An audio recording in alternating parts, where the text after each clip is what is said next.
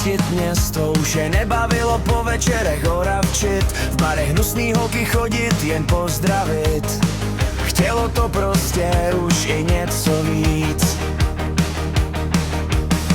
Zima už nastala, blátem nás zasrala, už přeci jen se blíží nový rok.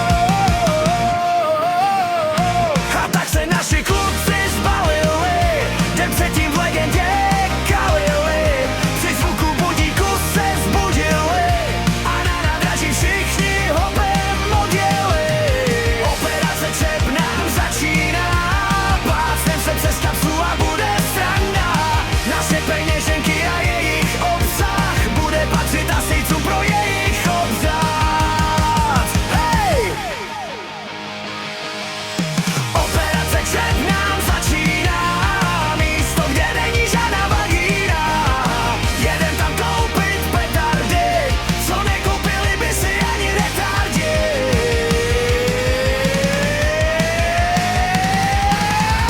Nám to však nevadí, peníze poletí, tržištěm proletí, bude to prohloubení celého století.